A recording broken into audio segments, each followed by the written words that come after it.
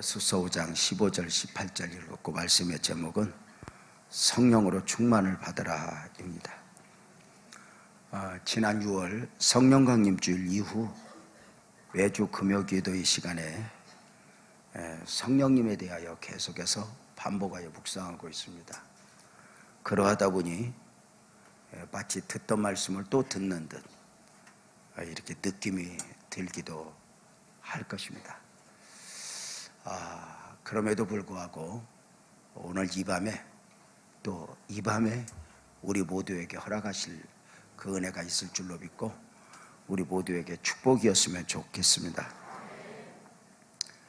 부활하신 주님이 하늘로 승천하심 가운데 우리 복음적 그리스도인들에게 남겨주신 세 가지 선물이 있습니다.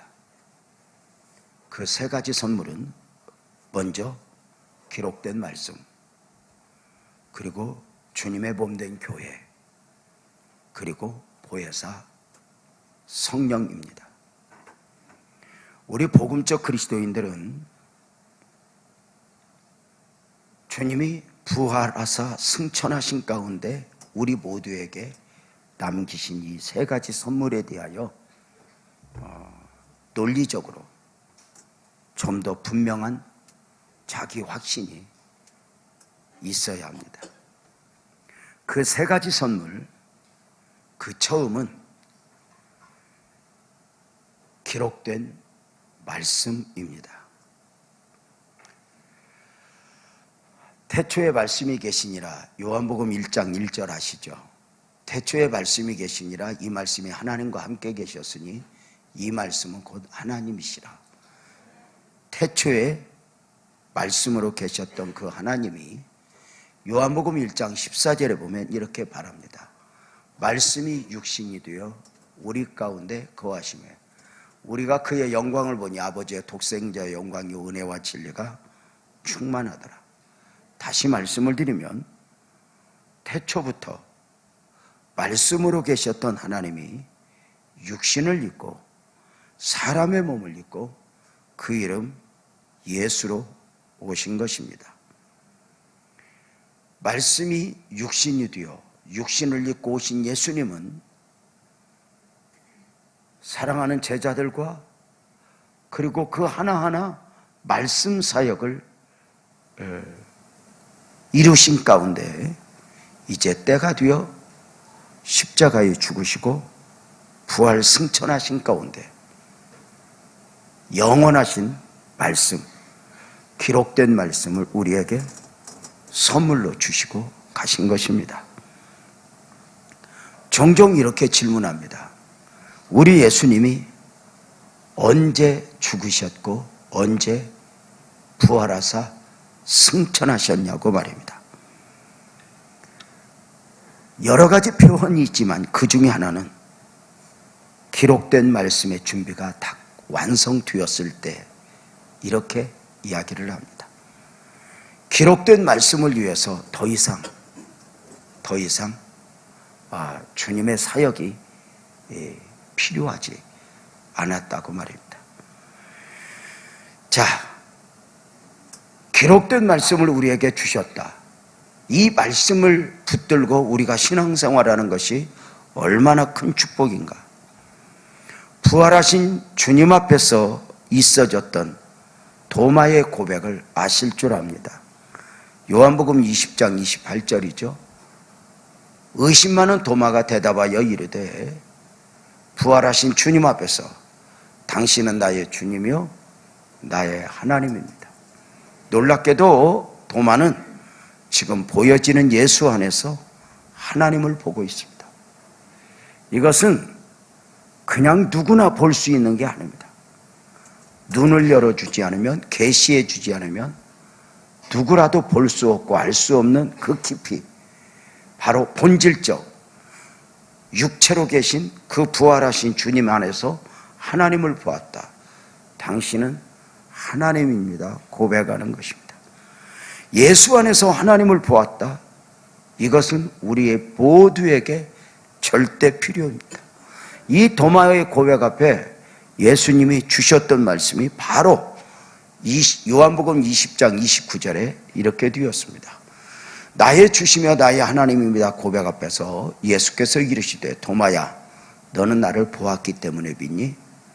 보지 못하고 믿는 자들은 복되다 이렇게 말씀하십니다. 여기 보지 못하고 믿는 자들은 복되다 하실 때 이 보지 못하고 믿는 자들에 대해서 종종 많은 목사님들이 실수하시는 것 중에 하나가 체험 없이 믿는 사람들, 간증 없이 그저 믿음으로 믿음을 가진 사람들에 대하여 이야기를 하지만 여기 보지 못하고 믿는 자들은 바로 누구를 말하냐면 기록된 말씀을 보고 믿는 사람들을 이야기하는 것입니다. 너는 나의 육체를 보고 이 안에서 하나님을 보았느냐? 이제 기록된 66권의 말씀 안에서 하나님을 만나고 하나님을 보는 사람은 복되도다 하는 것입니다. 사랑하는 여러분, 이것은 굉장히 중요합니다. 우리는 하나님을 어디 가서 만나는 게 아닙니다. 말씀 안에서 하나님을 만나고 예수 안에서 하나님을 보았듯 우리는 말씀 안에서 그 하나님을 보고 그 말씀 안에서 그 하나님이 주신 축복들의 은혜를 누리는 것이 너무 귀한 것입니다. 자, 말씀으로 계셨던 그분이 육신을 입고 오셔서 말씀 사역을 완성하시고 그리고 그분이 승천하신 가운데 우리에게 선물을 남기셨으니 바로 기록된 말씀입니다. 다시 말씀을 드리면 예수 안에서 하나님을 보아야 하는 것인데 예수님 말씀이 너는 나를 보았기 때문에 믿니? 앞으로 보지 못하고 믿는 자들, 복음 시대에 기록된 말씀을 보고 하나님을 만나고 영생 얻는 원리를 깨닫고 바로 이러한 사람은 복되도다 이렇게 말씀해 주신 것입니다.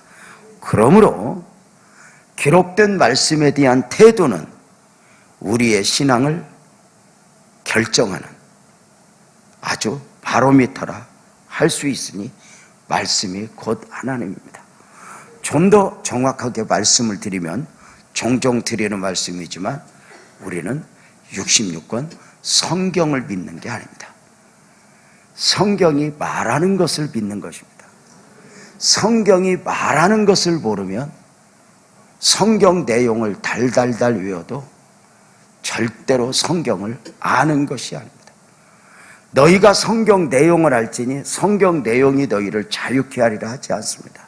진리를 알지니 성경 말씀 안에 담겨진 진리를 알아라. 그 진리가 너희를 자유케 하리라 입니다. 사랑하는 여러분, 그러므로 예수 안에서 하나님을 보았던 도마, 이 땅을 살아가는 모든 사람들이 만나야 될 하나님인데 예수 안에서 하나님인데 우리는 그 하나님을 지금 말씀 안에서 만나고 있다. 이것이 우리에게 큰 축복이라는 사실을 또 한번 확인했으면 좋겠습니다. 자, 부활하사 승천하신 주님이 우리 복음적 그리스도인들에게 남기신 두 번째 선물은 주님의 몸된 교회입니다. 태초의 말씀으로 계셨던 그 하나님이 요한복음 1장 14절을 다시 보면 말씀으로 계셨던 그 하나님이 육신을 입고 우리 가운데 거하셨다라고 말씀합니다. 자, 육신을 입고 오사, 그리고 그 육신을 입고 오셔야 했던 이유, 오시는 과정은 제가 오늘 말씀을 안 드리지만 많이 들었던 말씀이죠.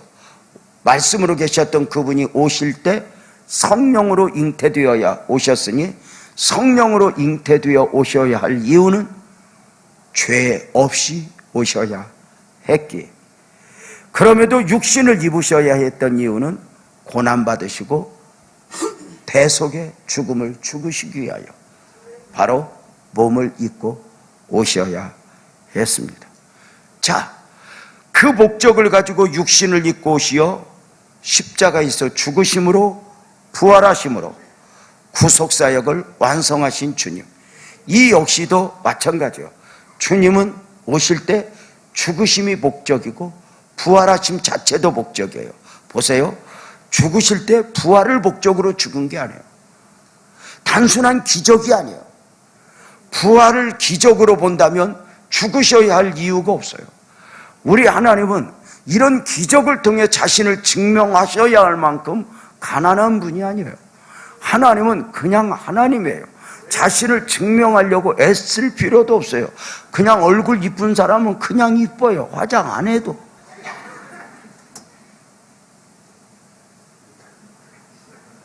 그리고 화장해도 이상하면 안 하는 게,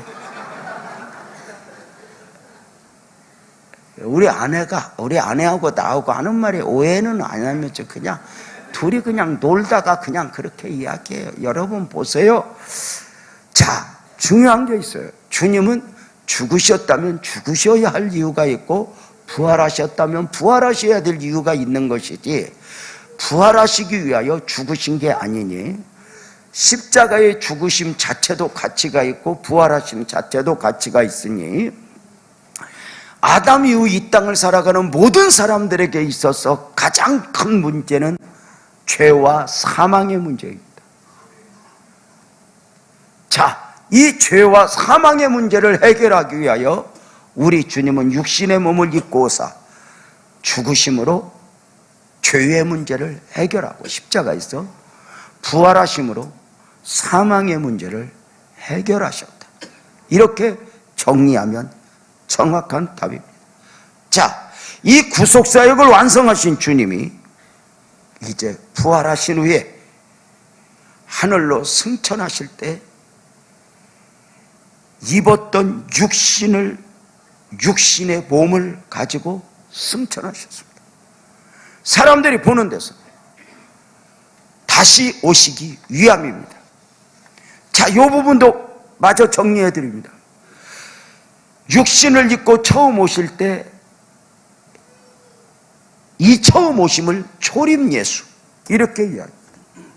약속 가운데 다시 오실 예수는 재림 예수 이렇게 말씀합니다. 그렇다면 유대인들은 지금도 메시아를 기다립니다. 우리 복음적 그리스도인들에게 정리된 그 예수가 초림 예수와 재림 예수로 두 번에 걸쳐 오셔야 할 이유가 있습니다. 목적이 뭘까요? 이렇게 정리합니다. 초림 예수는 죄인을 부르러 오신 것이고 재림 예수는 의인을 부르러 오신다. 이렇게 이야기합니다. 초림 예수는 죄인을 초청합니다. 죄 있는 자들아 내게로 오라. 그러나 재림 예수는 죄인을 부르러 오시는 게 아닙니다. 죄 문제를 해결받은 사람들,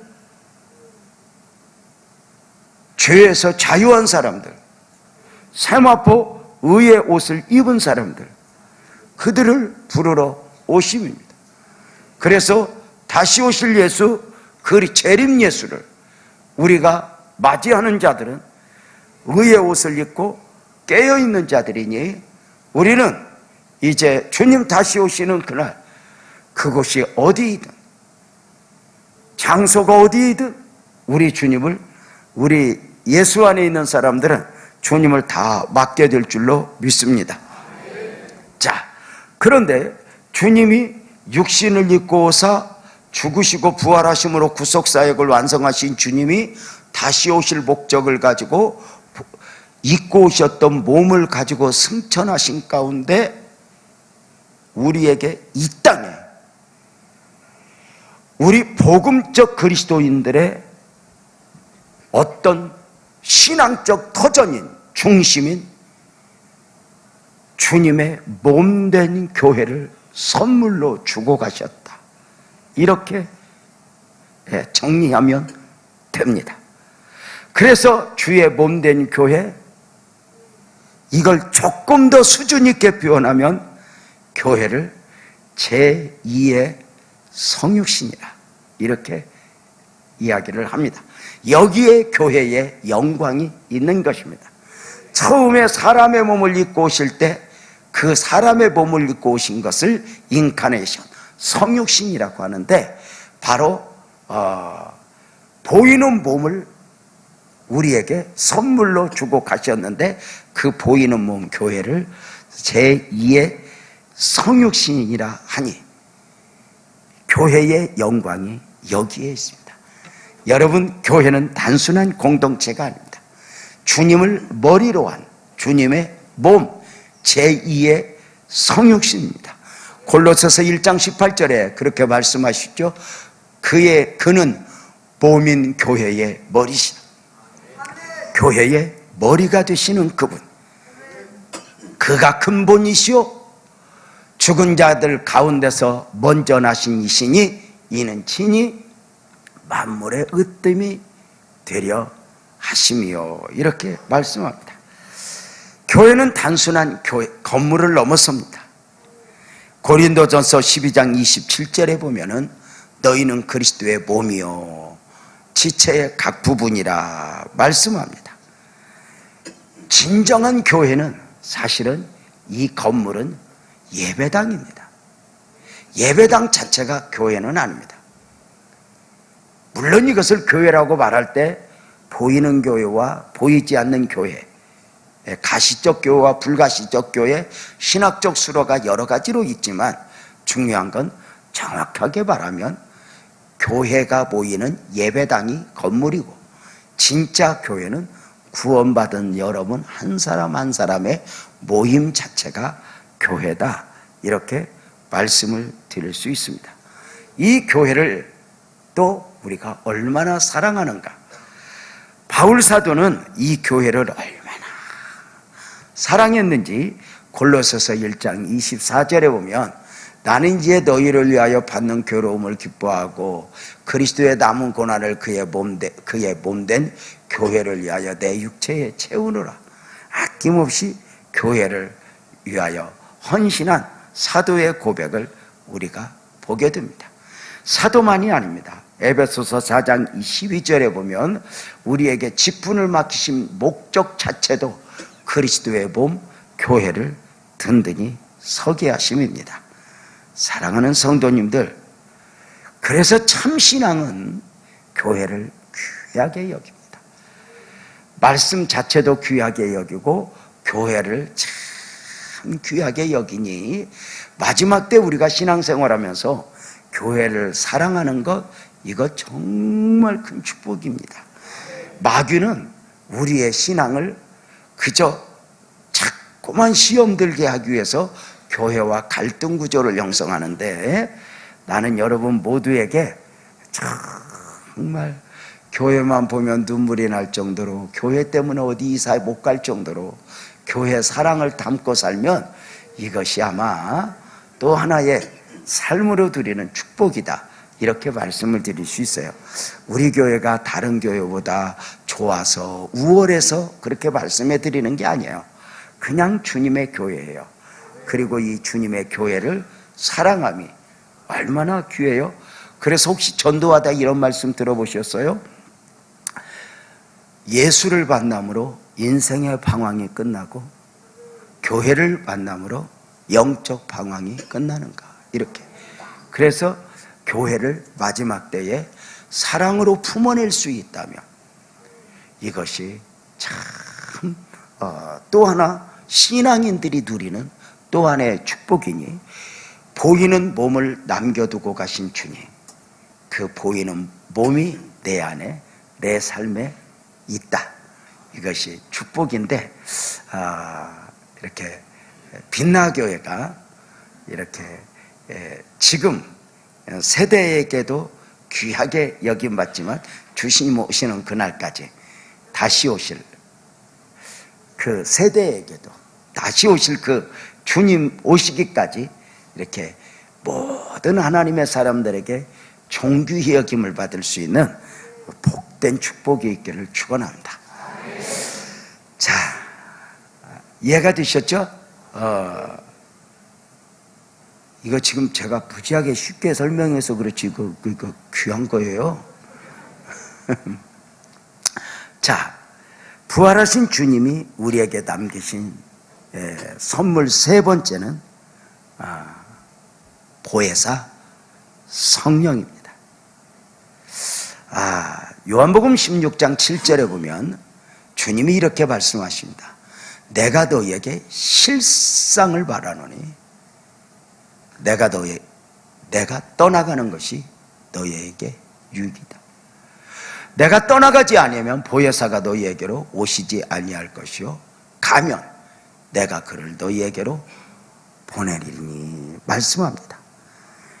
육신을 입으신 그분이 죽으시고 부활 승천하실 계획을 가지고 내가 떠나가는 것이 너희에게 유익이다 이렇게 말씀하십니다. 왜일까요? 육신을 입고 오시어서 사역을 감당하시는 예수님에게 있어 사역은 우리와 같은 육체를 입고 있기에 죄는 없으셨지만 공간적 한계, 육체적 제약, 시간적 제약 안에서 사역을 감당하실 수밖에 없었습니다. 아주 간단한 예로 나사로가 베다니촌에서 죽어갈 때에 예수님은 예루살렘에 계셨습니다. 베다니와 예루살렘의 거리는 오리, 우리식으로 말하면 2km입니다. 그럼에도 예수님은 다른 사역으로 인하여 베다니 쪽에 죽어가는 나사로를 알지만 오실 수 없었습니다. 육신을 입고 사역하시면은 공간적, 시간적 제약 안에서 제약을 받으며 사역을 감당하시게 됩니다. 그런데 내가 떠나가는 것이 너희에게 유익이라. 왜요? 보혜사 성령으로 오시며 그 성령의 사역은 아멘 합시다.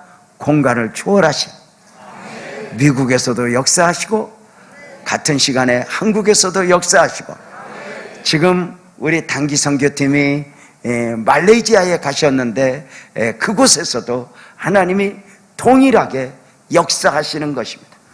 자, 시간으로도 성령님은 제약을 받지 않으시니 우리 앞선 세대에게 역사하셨던 성령님 지금도 역사하시고 다음 세대에도 역사하실 줄로 믿습니다. 자, 그 성령님이 우리에게 오시니 요한복음 14장 16절에 보면은 내가 아버지께 구하겠으니 그가 또 다른 보혜사를 너희에게 주사 아멘 합시다. 영원토록 너희와 함께 있게 하리라. 영원토록, 영원토록. 이 영원토록 시간적 개념도 있지만 정말 공간을 초월해서 더 많은 사람들에게 누구에게나 주님을 찾는 누구에게나 함께 하시는 그 주님이죠. 참 놀랍죠. 임마누엘로 함께 하시는 그 주님의 은혜. 성령님의 가장 큰 사역은 무엇일까요? 성령님은 아멘 합시다. 물론 병을 치료해요. 성령님은 우리를 더 놀라운 영적 세계로 인도해요. 많은 것들을 주시는데 성령님의 가장 기본적 사역이 있다면 요한복음 15장 26절은 이렇게 말씀해요. 내가 아버지께로부터 너희에게 보내실 보혜사 곧 아버지께로부터 나오시는 진리의 성령이 오실 때에 그가 나를 증언하실 것이요. 이렇게 말해요. 예수로 말미암은 복음을 깨달아 알게 하는, 진리에 대하여 깨달아 알게 하는 것. 사랑하는 여러분, 놀랍게도 성령님은 기록된 말씀을 믿어지게 하시고 기록된 말씀 안에서 예수를 만나게 하시고 기록된 말씀 안에서 영생 얻는 원리를 깨닫게 하시니 이게 놀라운 은혜가 아닐까? 여러분 어때요? 자, 그래서 예수님이 요한복음 14장 26절에서 그렇게 말씀하셨어요. 보혜사 곧 아버지께서 내 이름으로 보내실 성령 그가 너희에게 모든 것을 가르치고 내가 너희에게 말했던 모든 것을 생각나게 하리라. 아멘이죠? 아멘이죠? 이 성령님의 사역이 얼마나 귀하고 성령 안에다가 깊이 들어가면 그 성령님이 우리와 나눔 속에 우리에게 주시는 선물들이 얼마나 많은지 몰라요. 그러면서 그 성령을 보내시면서 우리에게 바로 명령을 하시는 거예요. 성령을 받으라. 이렇게 성령을 받으라. 자, 사도행전 1장 4절 5절 부활하신 주님이 승천하시기 전에 주셨던 말씀이죠. 크게 읽겠습니다. 시작. 사도와 함께 모이사 그들에게 분부하여 이르시되 예루살렘을 떠나지 말고 내게서 들은 바 아버지께서 약속하신 것을 기다리라.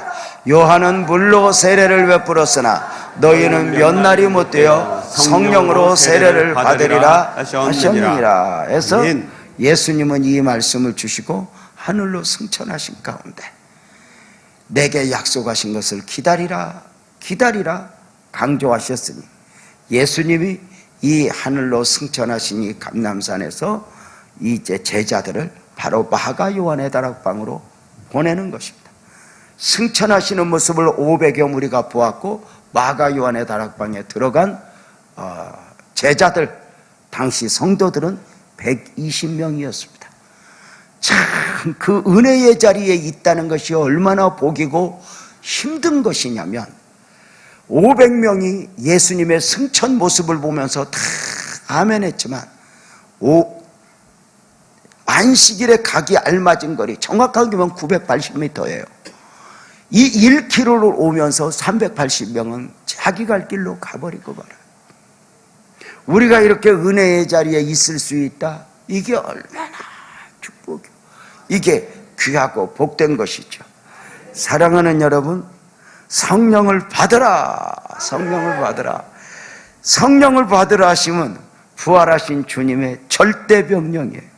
선택일 수 없지요. 계속 강조했지만 막 자주 듣는 중에 좀 이렇게 정리가 좀 되면 좋겠어요. 계속 강조했지만 이 땅을 살아가는 모든 사람들에게 주님이 주시고 싶은 가장 귀한 선물은 구원이죠. 그리고 구원받은 모든 사람들에게 주님이 주시고 싶은 선물은 구하라 주실 것이요 바로 성령입니다. 더 중요한 게 있습니다. 이 땅을 살아가는 모든 사람들에게 주님이 주시고 싶은 선물은 구원인데 이 구원은 값없이 주어지는 선물입니다. 내게 구원을 주세요 해서 구원을 주는 게 아닙니다. 어느 날 이 구원의 믿음이 내 안에 들어왔고 내 삶의 둥지를 틀었습니다. 어느 날 이것이 믿어진다. 이 믿어짐이 얼마나 귀한 것이고 축복인지 몰라요.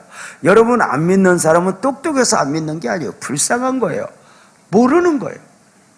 이것이 이성적으로 깨달아 알아지고 믿어지는 게 아니에요. 어느 날 여러분 이 믿음이 내 안에 들어왔다. 이거 귀한 거죠. 우리가 잘못 생각하면 예배당 문이 열려 있으니까 아무나 와도 줬소도래 아니에요. 언제든지 누구든지 믿고자 하면 믿을 수 있는 것 같지만 안 그래요. 데살로니가후서 3장 2절에 보면 믿음은 누구나의 것이 아니다 이렇게 말해요. 아무나 믿을 수 없어요. 아무나 믿을 수 없도록 하나님이 꼭꼭 숨어 계셔. 꼭꼭 숨어 계셔. 감히 돈 있는 사람이 돈으로 그 구원을 살려고 하지 못하도록, 배운 사람이 지식으로 감히 그것을 도전할 수 없도록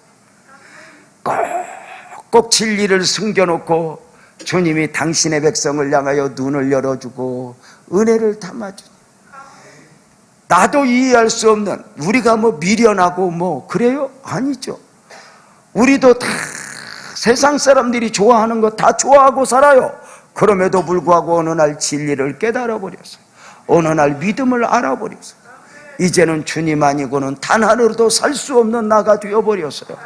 뭐 주님이 우리에게 무엇을 주시고 계산적인 것도 아니에요. 나는 이제 주 없이 살 수 없네. 믿음이 내 안에 와버렸어요. 자, 구원은 값없이 주어지는 자의 선물이지라면 성령은 사모하는 자에게 주어지는 선물이다. 이렇게 말씀을 드릴 수 있어요.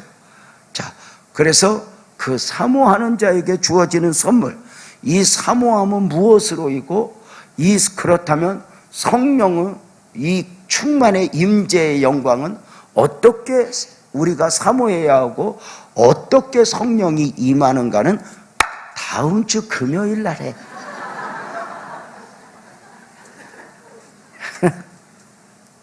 그러니까 오늘 뭐 졸았다고 뭐 걱정할 거 없어. 나는 뭐 죽어야 된다느니 뭐 그럴 거 없어. 졸아도 또 오고 또 깨면 또 언젠가 또 조금씩 듣고 그런 거지 뭐. 자, 중요한 건 우리가 성령님의 능력을 사모해야 하는데 중요한 게 있어요. 구원은 값없이 주어지는 자의 선물인데 성령은 왜 사모해야 할까? 이렇게 말해요. 성령은 인격이니까.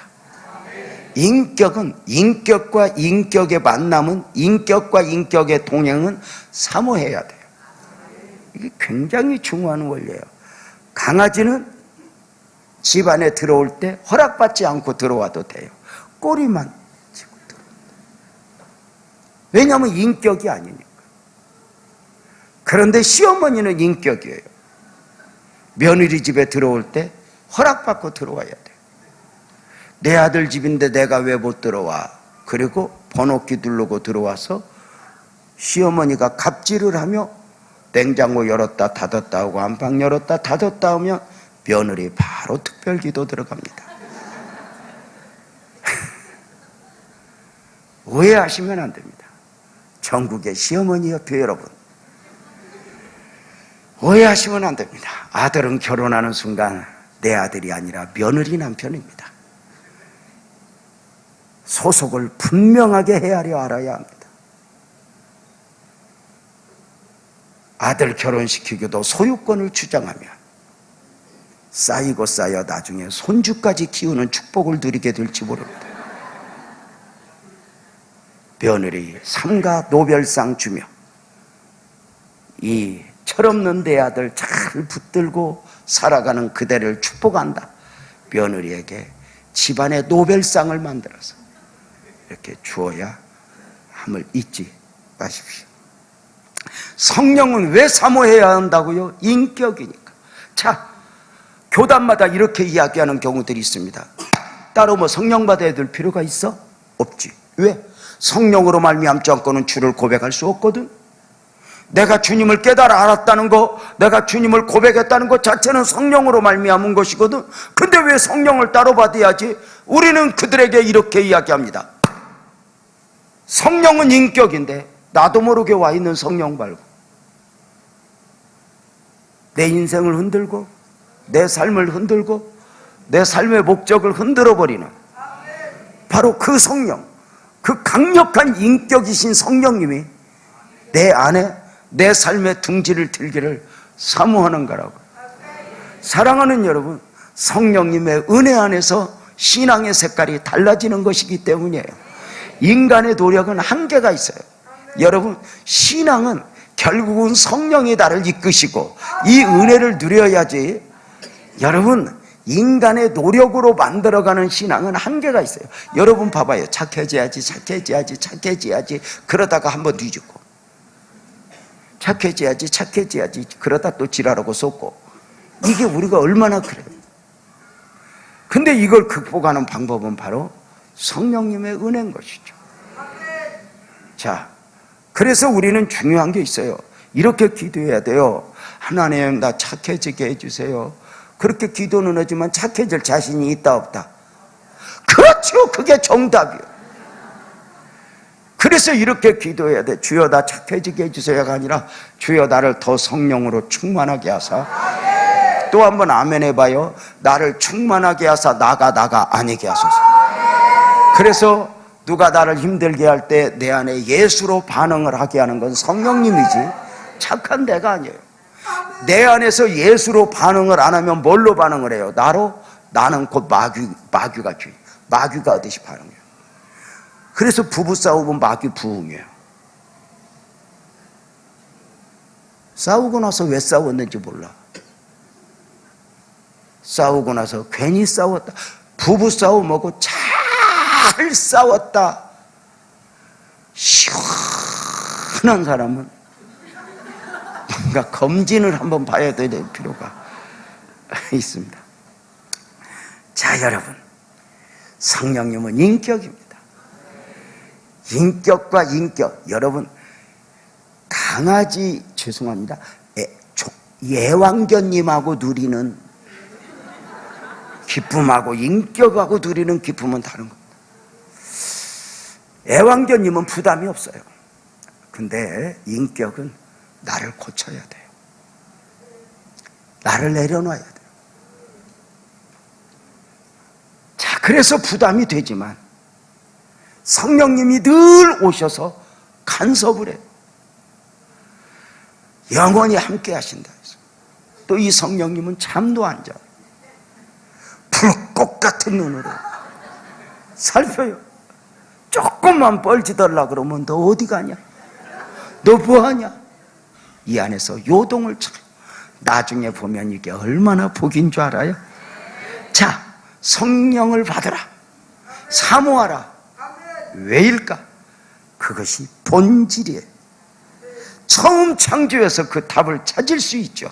왜 사람이 영적으로 충만해야 하는가? 처음 창조해서 그 답을 찾을 수 있으니 사람이 어떻게 창조되었죠?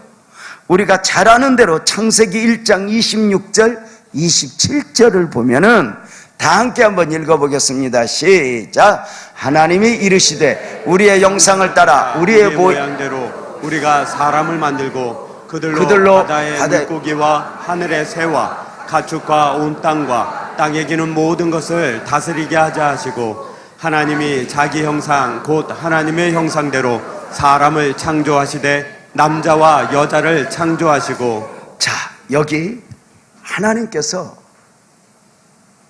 당신의 형상을 따라 당신의 모양대로 사람을 창조할 계획을 세우세요. 여기에 27절에 하나님이 자기 형상 곧 하나님의 형상대로 사람을 창조하시되 남자와 여자를 창조하시고 이렇게 말씀했는데, 바로 이어서 우리의 모양대로 우리의 형상대로 사람을 만들자. 그래. 자, 그러면 하나님의 형상대로 사람을 지으실 계획을 세우셨다. 한번 따라서 합시다. 하나님의 형상을 따라. 이 말은 무슨 말이냐면 영이신 하나님이 영적 존재로의 사람을 창조할 계획을 세우셨다는 거죠. 다시 말씀을 드려요. 영이신 하나님이 사람을 영적 존재로 창조하실 계획을 세웠어요. 교재죠. 나중에 좀 말씀을 드릴게요. 그 다음에 모양대로 창조하셨다는 것은 우리가 이해할 수 있는 단어죠. 말씀을 드렸죠. 내 손의 모양으로 장갑을 만드는 건 내 손을 담기 위함이고, 내 발의 모양으로 신발을 만드는 것은 내 발을 담기 위함이고, 내 몸의 모양으로 옷을 만드는 건 내 몸을 담기 위함이에요. 무슨 이야기냐면 하나님의 모양대로 사람을 만드는 것은 하나님이 내 안에 거하시고 내 삶에 거하시기 위하여 사람을 창조하실 거예요. 그래서 하나님은 영이신 하나님이 영적 존재로 사람을 만드사 임마누엘로 거하시고 임마누엘로 함께 하시고, 너와 내가 함께 하자, 너와 내가 교제하자, 너와 내가 대하자. 사랑하는 여러분, 그래서 사람은 창조 목적 자체가 임마누엘, 하나님과 함께를 목적으로 창조되었기 때문에 인간의 본질적 가치는 오직, 아멘 합시다, 하나님 안에 있습니다. 그 하나님을 잃어버리면 사망입니다. 이게 원리입니다. 이 부분을 우리가 명심해야 됩니다. 사람은 본질적으로 하나님과 더불어 임마누엘, 하나님과 함께일 때 본질적 가치가 있는 것입니다. 하나님을 떠나면 식물이 흙에서 뽑힌 것이죠. 하나님을 떠나면 동물이 무리해서 환경에 적응하지 못하고 홀로 죽어가는 모습과 같은 것입니다. 하나님을 떠나면 가지가 나무에서 떨어진 것과 같은 것입니다. 사랑하는 여러분, 자동차의 엔진은 자동차 모형 안에 있을 때 가치가 있습니다. 엔진이 아무리 고급스러워도 자동차 모형과 함께하지 않고 홀로 떨어져 있으면 고철덩어리일 뿐입니다. 아시죠? 인간은, 다시 말씀을 드립니다, 영이신 하나님이 영적 존재로 사람을 창조하사 그리고 그 안에 거하시기 위하여 창조하셨으니 사람의 본질적 가치는 절대로 부자됨에 있거나 출세한 데 있지 않습니다. 사람의 본질적 가치는, 물론 육신적 사람은 마치 부자가 되고 대단한 걸 이루면 뭐 가치 있는 것 같지만 거기까지입니다. 육신의 생명이 늙어갈 때까지. 그저 육신이요, 정말 그냥. 제가 이번에 집회를 갔는데 꼭 오셔야 할 분이 안 오신다고, 연세가 80이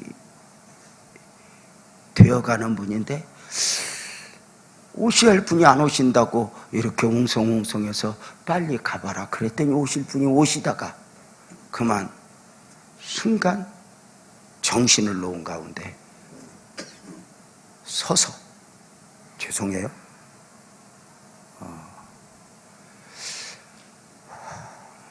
볼일을 봐버렸어요. 그래서 자기 혼자 이걸 어떻게 처리 못해서 하고 있는 거죠. 인생이에요. 사람이 부자됨으로 나의 본질적 가치를 거기에 찾고, 출세함으로 국회의원 되는데 막 이 본질적 가치를 찾고, 다 그게 몇 년이에요. 여러분, 아멘 합시다. 하나님 안에서만 영원합니다. 우리는 하나님 안에 있을 때 본질적 가치가 있는 것입니다. 하나님을 놓아버리면 그것이 사망입니다. 아담에게도 선악과 먹으면 죽어 말씀하실 때 그 말씀의 본질적 뜻은 너는 다 잃어버린다. 너는 선악과 먹는 순간 너는 나와 함께 할 수 없고 나는 너와 함께 할 수 없다. 임마누엘이 깨진다. 사망이다. 이렇게 말씀하신 거죠. 여러분, 하나님은 그렇게 하나님의 형상, 영적 존재로 사람을 창조할 계획을 세우시고, 창조의 방법이 무엇이었냐면 창세기 2장 7절에 보면 여호와 하나님이 땅의 흙으로 사람을 지으시고 고깃덩어리를, 죄송하지만 육체를, 아니 사람을 지으시고 생기를 그 코에 후 불어 넣으시니 사람이 생명이 되니라. 멋지지 않아요? 사람 이상의 사람이요. 사람 이상의 사람. 바로 영생하는 영적 존재로 사람을 창조하였다는 이야기입니다. 이것은 성경이 아니면 구분될 수가 없습니다. 아시죠? 세상은 물질을 과학 안에서 뭘로 구분합니다? 돌덩이, 쇠덩이. 형체는 있지만 생명이 없는 것을 광물이라고 말합니다. 생명이 있지만 움직이지 못하는 걸 식물, 생명이 있지만 움직이는 걸 동물, 이렇게 말을 합니다. 사람은 어디에 들어가요? 과학은 늘 이게 한계입니다. 저는 이렇게 말합니다. 광물, 식물, 동물, 사람은 영적 존재. 이거 영물이다. 표현을 하면 그렇게 합니다. 고양이가 영물이 아니고, 고양이를 보고 영어못하느니 그러면 안 돼요. 그냥 고양이는 그렇게 태어났습니다. 힝하게 태어난 겁니다. 사람은 영적 존재인데 그 영적 존재는 성경이 아니면 알 수 없습니다. 원리입니다. 생명이 되었다. 하나님이 처음 육체적 사람을 만드시고 그 코에 생기를 불어넣으니 호흡이 한 것이 아니라 생명이 되었다. 육체적 생명 안에 영적인 생명을 담아 두신 것입니다. 이 생명이 바로 하나님이 처음 창조하고자 하셨던 창조의 원형입니다. 창조의 원형, 하나님과 교제하고 하나님과 나눌 수 있는 그래서 하나님을 느끼고, 하나님이 오면 아담은 그 하나님을 예배하고, 이게 굉장한 축복이었죠. 그래서 사람은 사람 이상의 존재죠. 바로 영적 존재죠. 창조 목적은 하나님과 교제죠. 하나님을 예배함이죠. 하나님과 나눔, 임마누엘이에요. 임마누엘. 계속 말씀을 드렸지만 사람의 본질적 가치는 임마누엘, 하나님 안에 있을 때예요. 근데 바로 선악과를 먹고 임마누엘이 깨져버린 거예요. 이게 사망적 존재예요. 임마누엘이 깨져버렸다. 그래서 이 임마누엘을 회복시키기 위하여 하나님이 사람의 몸을 입고 오실 때 임마누엘이라는 이름으로 오시는 거예요.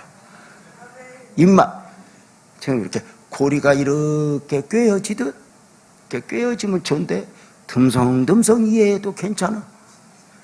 나 또 할 거예요.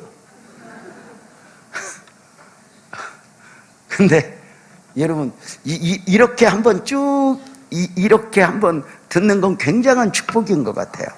그래서 임마누엘이 깨져버렸는데 이 임마누엘이 있어야 생명이란 말이에요. 하나님 안에서 본질적 가치, 이걸 회복시키기 위해서 하나님이 사람의 몸을 입고 그 이름 예수로 임마누엘로 오셨는데, 임마누엘로 또 임마누엘을 하기 위해서 왔더니 사람이 여전히 죄인이에요. 거룩하신 하나님은 죄인과 함께 할 수 없어요. 그래서 임마누엘을 하시기 위하여 또 하나의 이름이 필요하니 그 이름 예수예요. 그래서 이렇게 말씀했어요. 예수 안에서 죄 문제를 해결하시고 임마누엘 하셨다. 임마누엘 하시기 위하여 그 이름 예수로 오셨다. 그래서 임마누엘은 목적이고 그 이름 예수는 방법이었다. 하나님이 두 가지 이름을 가지고 오셔야 했던 이유예요. 이건 단순한 신비가 아니에요. 예수와 임마누엘 이름은 단순한 별명이 아니에요. 분명한 예수이고 분명한 임마누엘이요. 그래서 여러분, 우리가 기도할 때도 주님의 이름으로 기도합니다 이러면 안 돼요. 예수의 이름으로 기도합니다 이래야 돼요. 예수의 이름을 분명히 불러야 돼요. 여러분, 이게 굉장히 중요해요. 주님의 이름으로 기도합니다 이렇게 기도하면 안 돼요. 가다가 이제 나중에 이제 안상홍의 이름으로 이렇게 나오고, 안상홍이 죽으면 장길자로 나오고, 장길자 이제 그분도 곧 돌아가셔요. 그러면 이제 또 한 사람이 나와요. 신천지 이만희가 죽는다고 그래서 그 사람들이 일이 돌아오는 게 아니에요. 여러분, 절대로 아니에요. 통일교 죄송하지만 전도관 있던 분들이 교회 안으로 그냥 들어와요? 아니요, 못 들어와요. 본질적으로 영이 달라요. 이게 얼마나 처절한 싸움인 줄 아세요? 우리 교회 지난번에 세례받았던 한 세 가족, 뭔가 귀해 보이고 느낌 있고 제 도움이 필요할 것 같아요. 그래서 제가 우연찮게 아주 그 젊은 집사님이신데, 자매인데 교회 온 지 얼마 안 됐는데 그랬어요. 언제 나랑 데이트 한번 해요? 그랬더니 목사님 알았어요. 그리고 그렇게 계속 못하는 중에 우연찮게 지난 주일날 예배 마치고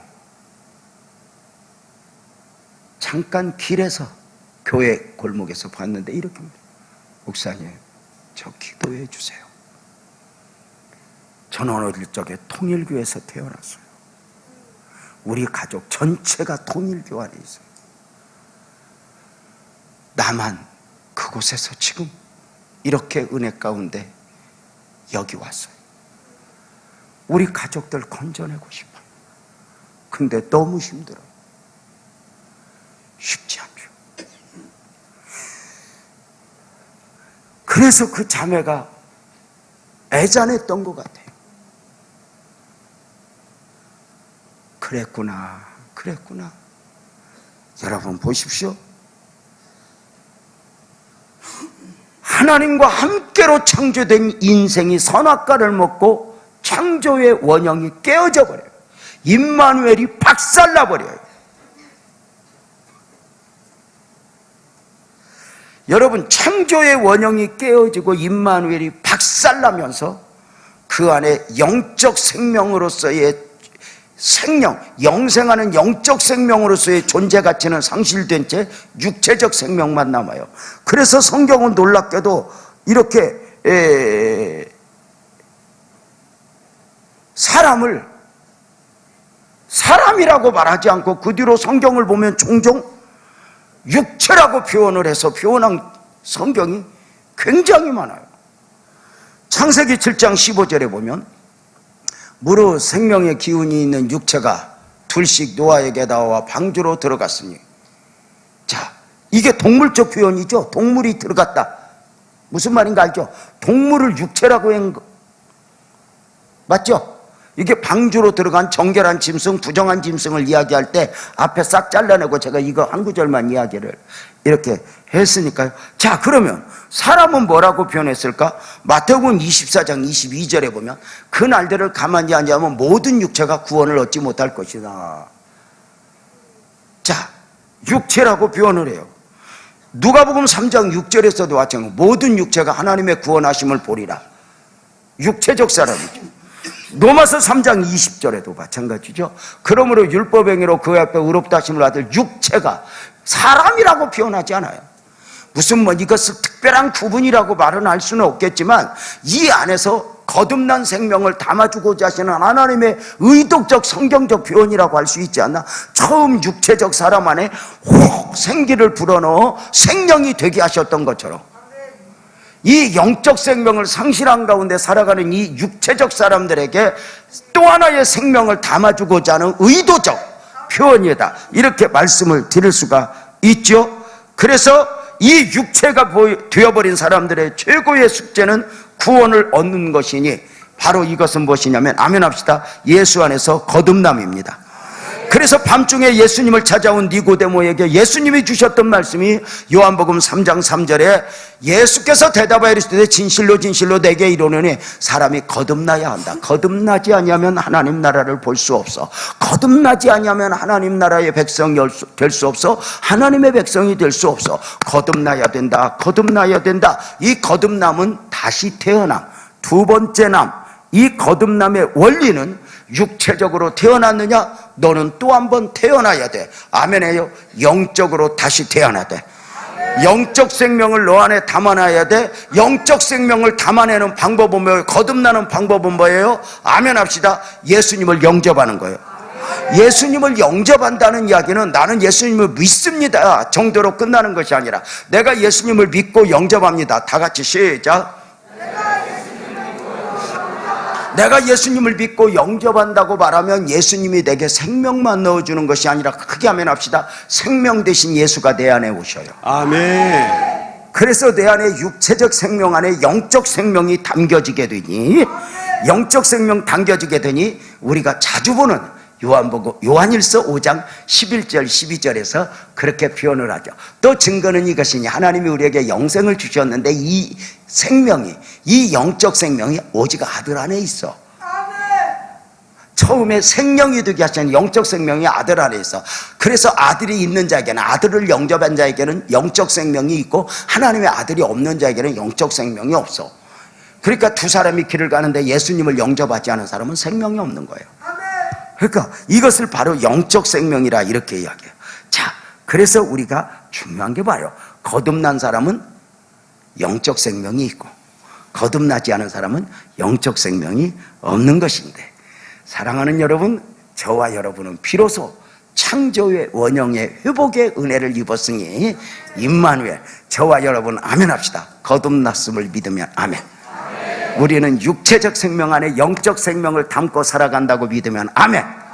예수를 믿는 순간 이제 우리는 우리의 본질적 가치는 오직 하나님과 함께해야 합니다. 가난해도 좋아, 병들어도 좋아, 주와 함께라면 이것이 본질적 가치입니다. 여러분, 우리는 영적 생명이 회복되었는데도 불구하고 국회의원만 되면 땅을 칠 것입니다. 되지 말라는 이야기가 아닙니다. 예수 놓고 국회의원 되면 땅을 치는 겁니다. 예수 놓고 빌딩 지으면 땅을 치는 겁니다. 한계가 있습니다. 롯데타워 지어놓고 신격구 회장님 못 들어갔습니다. 들어갔는데 죄송하지만 제정신이 아닙니다. 120층 엘리베이터를 타고 최고수로 올라간들 뭔 느낌이 있겠어? 비하하는 게 아닙니다. 인간은 언제나 거기까지입니다. 아멘 합시다. 하나님 안에서만 영원합니다. 하나님 안에 본질적 가치가 있습니다. 다 우리가 영적 생명이 회복됐다고 믿으면 아멘. 내 안에는 또 하나의 생명이 있다고 믿으면 아멘. 바로 이 영적 생명에게 최고의 양식이 뭐냐? 성령 충만입니다. 바로 요 한마디 하려고 지금까지 다 우리가 왜 성령으로 충만해야 되는가를 처음 창조부터 쭉 연결을 해서 지금 이렇게 정리하여 말씀을 드린 것입니다. 여러분은 뭘 그렇게 신비롭게 얘기했냐고. 누구나 아는 걸. 의외로 이렇게 누구나 아는 건데 설명을 못합니다. 이게 여러분 이 밤에 성령에 대해서 계속 들으면서 이렇게 한번 쭉 이렇게 들을 수 있으면 축복이고. 이제 문제가 생겼습니다. 제가 이렇게 성령을 하다 보니까 제가 피곤이 풀렸습니다. 이제 지금부터 설교를 언제까지 할지 나는 모릅니다. 여러분 목사님 피곤했는데 기대가 무지하게 일찍 끝나겠다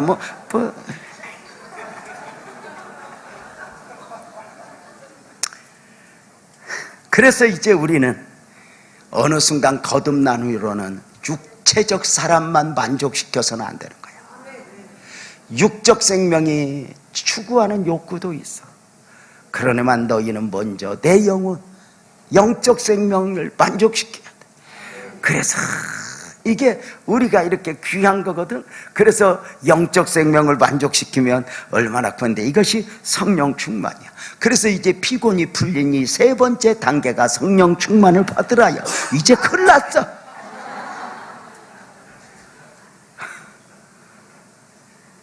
그래도 여러분 오늘 너무 좋죠? 이렇게 쭉 정리해서 말씀을 들을 수 있음도 참 귀하다 싶어요. 그래서 거듭난 사람들은 선택의 여지 없이 임마누엘, 늘 그분 안에서 영으로 충만해야 돼요. 거듭났음에도 불구하고 성령으로 충만하지 않으면 육체에 끌려다니게 돼요. 그래서 거듭난 사람이 육체의 세상에 끌려다녀 살면 내 스스로가 여러분 원치 않는 곳에 가서 울어요. 영적 사람 원치 않는 일을 하면서 울어요. 그 영적 생명으로서의 이렇게 반응을 보이는 거, 여러분은 그런 간증들이 있어요? 참 매력이죠.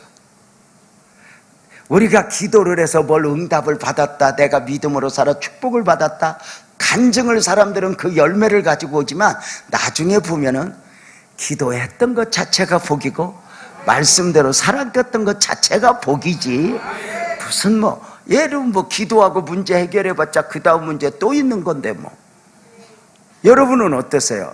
이렇게 영적 사람으로의 간증이 있어요? 갑자기 그 생각이 나네요. 피곤이 풀리니까 이제 여러분 이제 큰일 났어요. 이제 제가 방위 출신이라는 것 잘 아시죠? 방위 출신. 내가 방위 제대한 걸 알고 나를 놀려먹는 한 청년이 있었어요. 목사님 왜 그러냐 그랬더니 병장하고 방위하고 총 쏘면 소리가 다른데 하세요. 그래서 뭐가 달라? 자식아 총인데. 그랬더니 아니요 목사님, 병장이 총 쏘면 빵빵 이렇게 나가는데요, 방위가 총 쏘면 방이야 이렇게 나가요.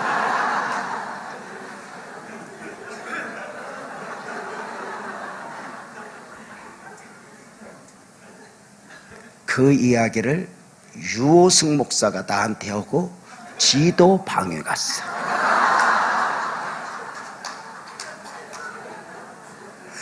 그 놀리면 대가를 지불하는.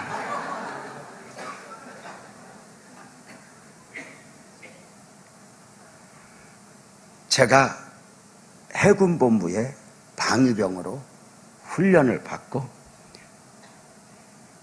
병원으로 근무를 딱 갔는데 그분들 지금도 잊지 못해요.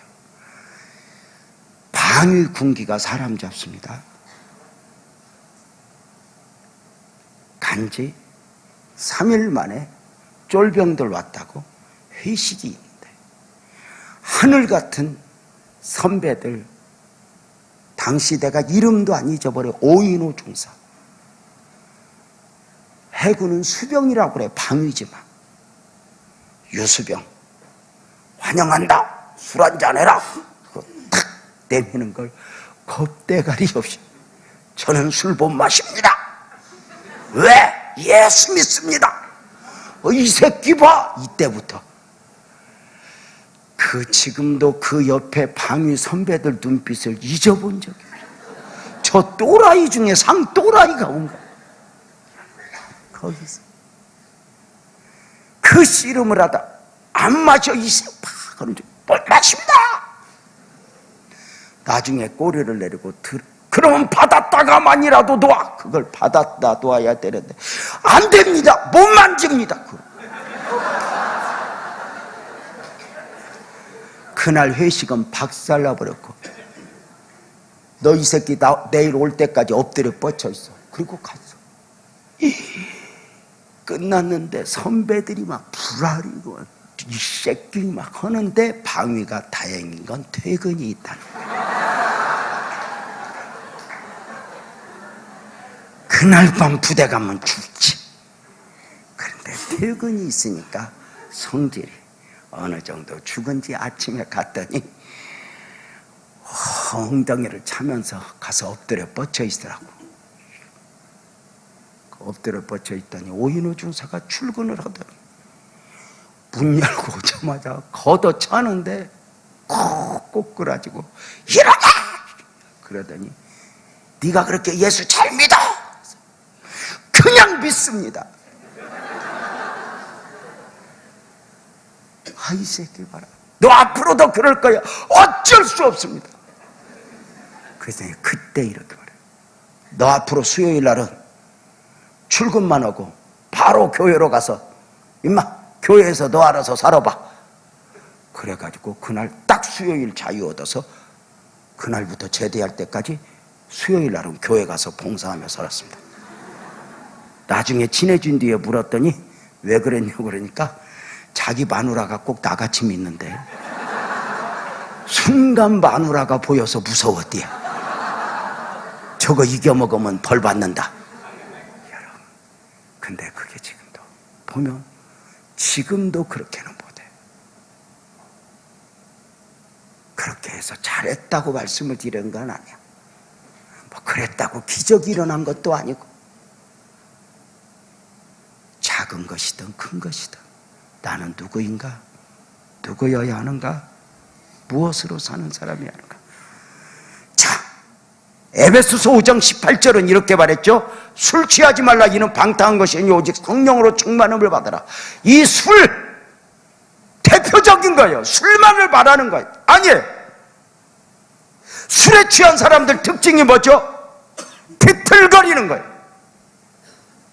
자기를 잃어버려요. 술만이 아니죠. 돈에 취해봐요. 그렇게 비틀거려요. 죄송하지만 자기 배우자 두고 이거 애들도 있어서 어떻게 말해야 될지는 모르지만 하여튼 그래.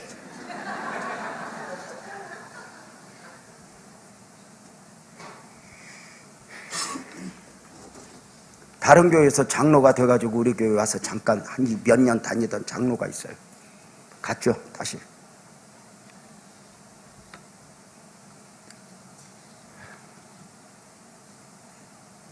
지금도 우리 이상한 사람들하고 교제를 해요, 그 장로가. 왔다 갔다. 그래서 그들 대화가 뭐냐면 내가 빛나교에 있을 때 여자 몇 명 근데 일 넘어 새끼가. 그걸 부끄러운 줄 몰라.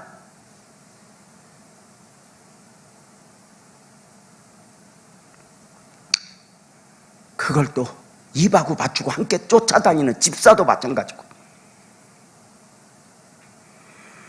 왜 혼자 사는 여자 집사님한테 가서 사랑한대야 집 안으로 두고, 그래서 목사님한테 잃는다고 해도 잃어보라고 그러더랴.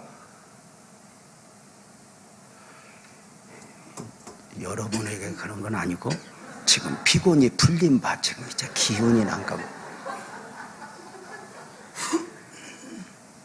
비틀거리는 거.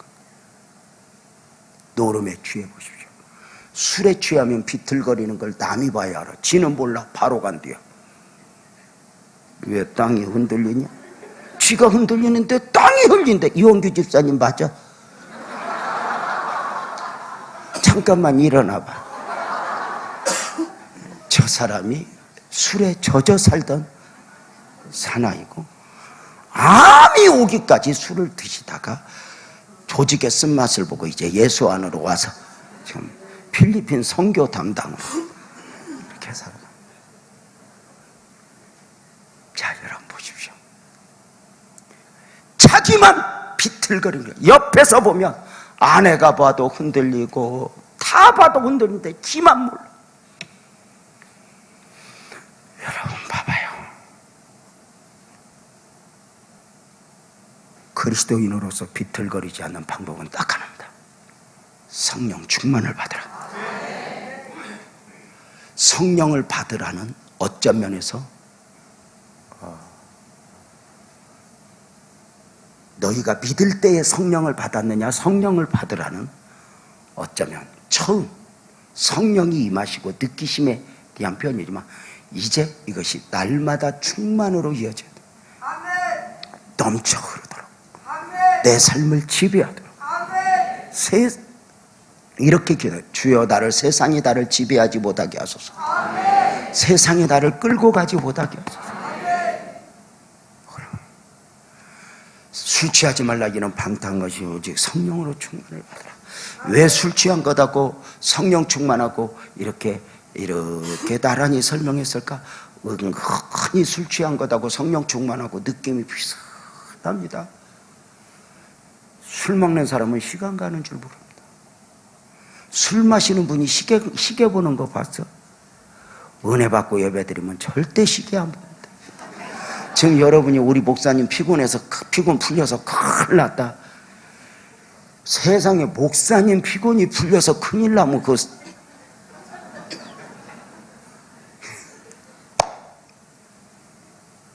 봐봐. 여러분, 술 취한 사람은요, 자기만 먹여, 남도 먹여. 은혜 받아봐. 다른 사람 다 받게 하려고 그래. 술 먹는 사람은 거리하고 상관이 있어, 없어? 없어. 여러분, 술 더 시키는 사람은 술 취한 사람이 시켜, 돈 있는 사람이 시켜? 에? 술 취한 사람이, 교회 헌금 내는 사람도 절대 돈 있는 사람이 하는 게 아니야. 취한 사람이 내는 거야. 이렇게 아리따리하니. 여러분, 성령이 없어봐요. 주여. 교회 올 때 은혜 받을까봐 지갑을 놓고 온대잖아. 왜냐면 은혜 안 받으려고 작정한가 지갑을 떨린다. 술 취하면 절대 혼자 안 옵니다. 뭐 사갖고 오지. 은혜 받아야 자꾸 목사님도 주고 싶고 그런 거 아니야? 옛날에 한참 은혜로 살 때는 집에 좋은 거 있으면 어디 갖다 놓고 싶어? 교회. 집에 맛있는 거 있으면 누구 갖다? 목사님. 요새는 은혜가 떨어져 갖고 교회에서 좋은 거 보면 집에 갖다 놓고 싶어. 야, 세상에 가져갈 게 없어서 교회 것 갖다 집에 재우. 아니, 저 담요를 가지고 가고 싶디야, 이런. 사! 담요가 보들보들하니 좋다나?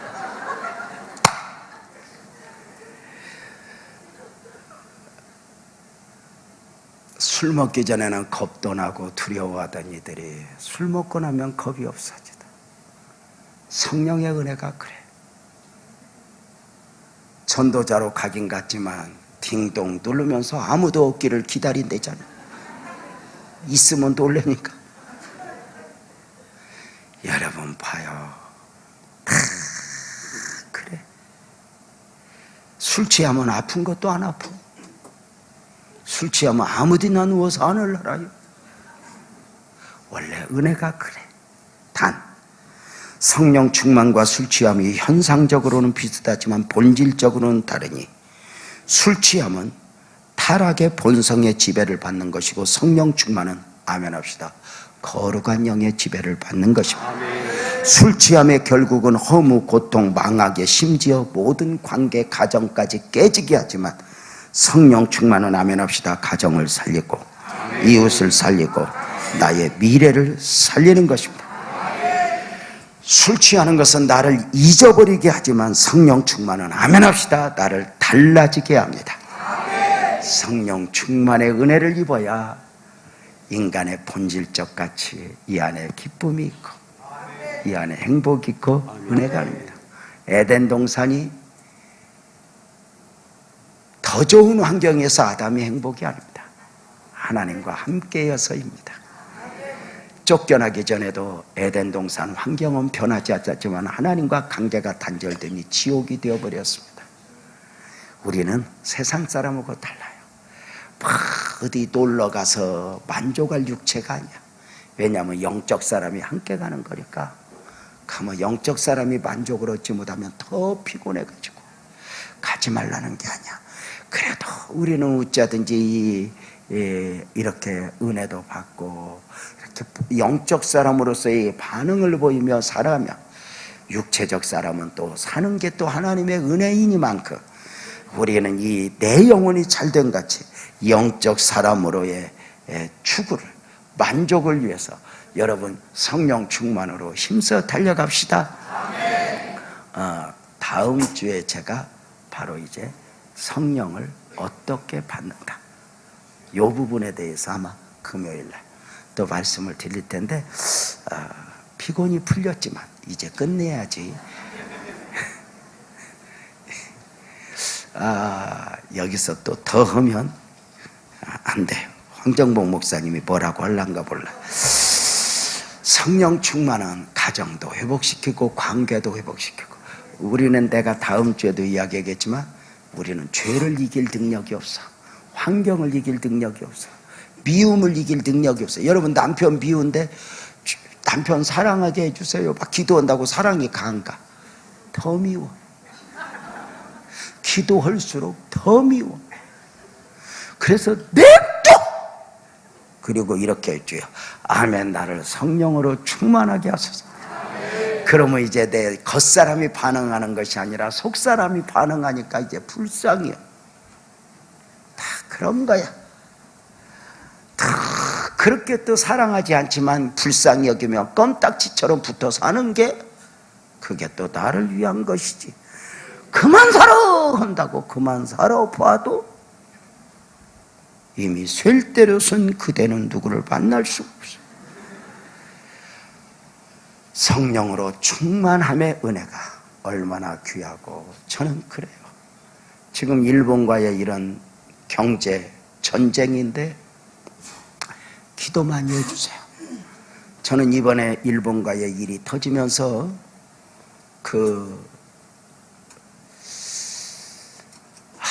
징용으로 끌려갔던 많은 사람들, 그 미시비시랑이 죽일 놈들이 부려먹고 돈 한 푼 안 줬어. 수십만 명이 그렇게 끌려가서 일을 했어요. 노동 현장에서. 국가적으로는 해결이 됐지만 개인적으로는 해결이 안 됐어. 이번에 고맙게 우리나라 대법원에서 배상 신청을 한, 그들의 손을 들어줬다고 지금 일본이 저달린 거예요. 근데 이미 일본은 이걸 준비하고 있었어요. 제가 다니엘이 생각나요. 이번에 우리가 숙이고 들어가면 어떤 일이 일어나는지 아세요? 우리가 만약에 일본에게 우리가 잘못했어, 이거 대법원 판결 난 거 취소하게 봐줘, 그리고 해결하면 이놈들이 그냥 끝날 것 같아. 예를 들어서 다니엘이 생각났다는 말은, 다니엘이가 사자굴 속에 들어가서 기도를 함으로, 만약에 사자굴에 안 들어가서 기도 안 하고 사자굴에 안 들어가면 원수들이 그냥 놔도 다른 걸로 또 죽이려고 그러죠. 그러면 이번에 배상 문제 꼬리 데리고 일본이여 우리를 도와주시오 빌으면 여러분 앞으로 일본이 독도 갖고 또 장난 안 할 것 같아요. 또 다른 것 갖고 장난 안 할 것 같아요.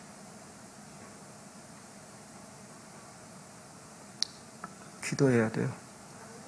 여러분, 원래 무역전쟁은 무역 적자국에서 스트라이크를 일으켜야 돼요. 일본은 65년 한일합방 이후 여러분 일본과 교류가 시작된 이후 우리나라의 무역 흑자를 712조를 얻어간 놈들이에요. 몰라요? 자동차를 1년이면 작년 한 해 우리나라에 팔아먹은 자동차 대수가 45,212대예요. 우리나라 자동차 일본에 300대 팔았어요. 그것도 교포들이 쓴 거예요. 공관원들이. 우리가 지금 불매운동하죠. 자, 자유예요. 하든 안 하든. 단 하나 틀림없는 건 일본 사람들은 불매운동 해요, 안 해요? 그 사람들은 처음부터 해요. 한국 거 안 써요. 갤럭시 전화 쓰는 줄 알아요? 기본적으로 한국 건 안 써요. 맨 김, 장어 이런 것들만 갖다 퍼먹어요. 쥐들 거 오염됐으니까. 걔네들은 태초부터 불매운동하고 살아요. 한국 거 안 써요. 일부러. 우리나라만 지금 별나게 이제 시작한 거지. 왜? 우리나라 제품들이 안 좋았으니까. 욕은 하면서도 밥통은 사날랐으니까. 욕은 하면서도 소니 전축 사날랐으니까. 근데 이제는 좀 안 사도.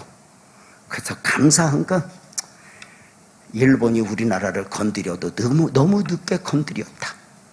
우리나라 실력이 조금 세진 뒤에 건드려서 우리는 조금 아프기는 하겠지만 이번 일을 통해 국가적으로 유익을 주시고 아름답게 하실 주님을 기대하며 이 마지막은 설교 내용은 없었고 그냥 국가적으로 기도를 좀 해달라. 우리 그리스도인들이 정치적으로 휘둘리지 말고 결과는 어떻게든 주님이 주실 것으로 믿고 나라와 민족을 위해서 기도해야 될 의무는 우리에게 있다. 아시겠죠? 아시겠죠? 요즘 유행어가 그렇다고 그래요. 독립운동은 못했어도 불매운동은 하자. 여러분, 이게 무서운 거예요. 여러분이 쓰고 있는 것 중에 일본 제품이 얼마나 많은 줄 알아요? 세제, 비트도 다 일본 거예요. 일본 것이 한국 이름 걸고 엄청나게 왔어요. 우리가 발악을 해본들 일본 어떻게 이기겠어요? 일본이 세죠? 그래도 우리는 하다 보면 또 이겨요. 일본은 우리나라를 여러 번 쳐들어왔어도 한 번도 못 이겼고 우리는 가만히 있어 늘 이겼어요. 주님의 은혜죠. 여러분 꼭 가정도 교회도 성령으로 충만해서 하나님의 은혜 입도록 달려갑시다. 아멘. 이런 일본 문제 이거에 휩쓸리지 마. 대화도 할 거 없어. 또 대화는 저쪽에서 알아서 하고 우리는 그냥 조금 덜 사고 덜 먹고 덜 입으면 돼.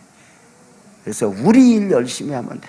그래서 교회가 막 가서 뭐 시청 앞에 가서 이럴 거 없어. 그냥 교회는 여기서 해도 앉아서 김예진 졸다 지금 이게 피곤이 깼어. 김예진도 이제 졸음이 깨서 나보다 조금 더 피곤이 늦게 풀렸을 때 설교할 때는 자다가 일본 얘기하니까 지금 눈을